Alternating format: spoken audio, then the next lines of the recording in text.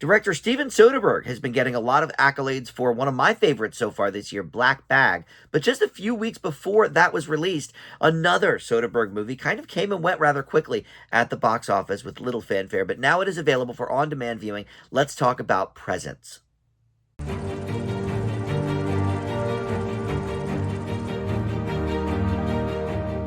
Hey guys, Dan here. This is Dan Reviews It. Welcome to my spoiler-free review for the new movie Presence. This is available now for home viewing on demand. Came and went very quickly at theaters. I think my local place only had it for a week.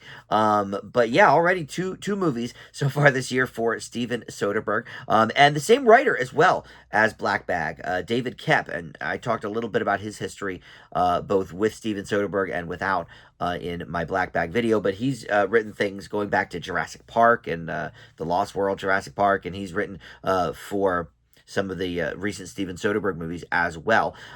So yeah, we'll talk about Presence here in just a second, but first though, let me welcome you back to the channel. If you are a subscriber already for Dan Reviews It, thank you so much for returning. Love it when you guys come check out my videos, but if you're not, please consider subscribing and click that notification bell to get the alerts for all my new video drops, or of course liking this video or commenting helps the algorithm help people find my video as well, and I certainly do appreciate that. All right, so we have the Payne family at the center here, including Lucy Liu and Chris Sullivan from This Is Us. I think this is the first time I've seen him since This Is Us has ended.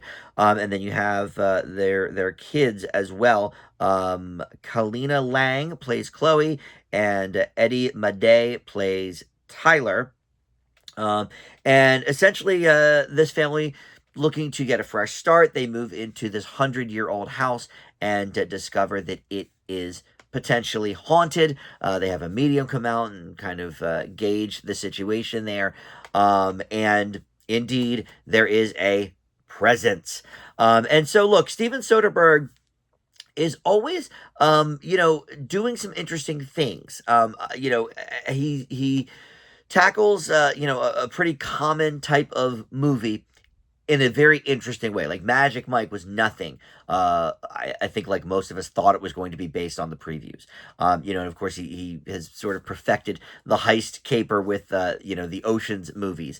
And Black Bag, a more dramatic and conversational take on a spy thriller that worked very well. Here we have the presence actually giving us the perspective. This is from the ghosts or the presence's perspective, the entire movie, and it's shot in that way. So we see things the way that the entity sees them, and there are no close-ups in this movie.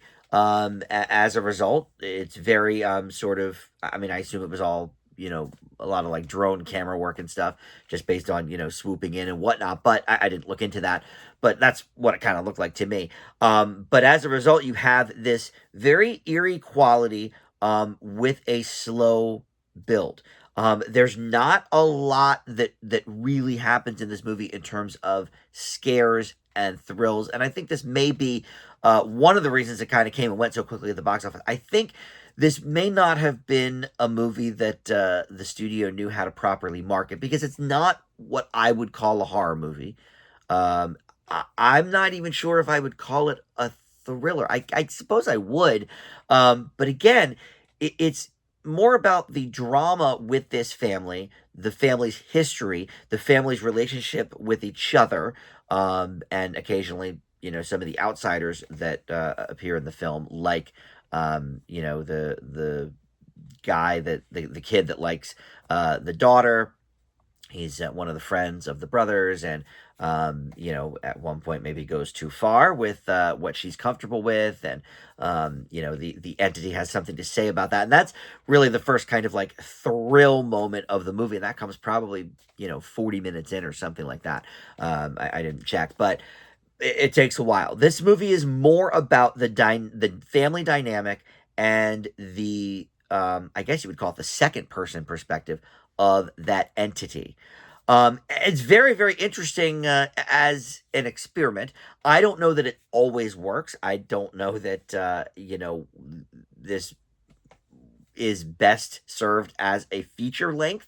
This could have been a 15 or 20-minute short, and I think given us kind of the same impact. However, the story does unfold in such a way that you, at least I, was riveted with the family dynamic, seeing, what was going on there, how they related to each other, and what the entity chose to have impact on.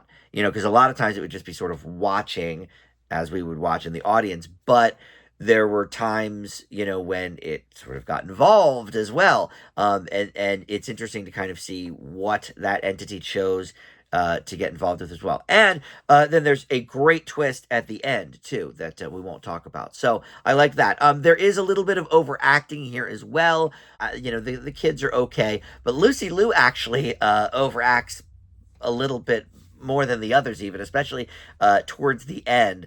And I like Lucy Liu a lot. I mean, I've loved her in so many things. But I don't know. To me, she was a bit over the top as we get towards the climax of the film. But in any event, look, I think this is an interesting movie. Like most Steven Soderbergh movies, it is giving the audience something to talk about, something to dissect. And it is interesting to even discuss, like, oh, well, a different filmmaker might have made these choices instead. I think as an experiment, it's really cool. I think as a movie, a little less so, but I would still give it a positive grade. I leave Presence with a B minus. I think it's definitely worth a watch, and it's quick too. I think it's like 86 minutes or something. So it definitely doesn't overstay its welcome, even though it still might be a little, long in the tooth for a feature. But yeah, another Steven Soderbergh success in my book. Maybe just not to the point of Black Bag. But you can check this out on demand at home for your viewing pleasure. All right, thank you so much for watching Dan Reviews It, and I'll see you next time. Bye.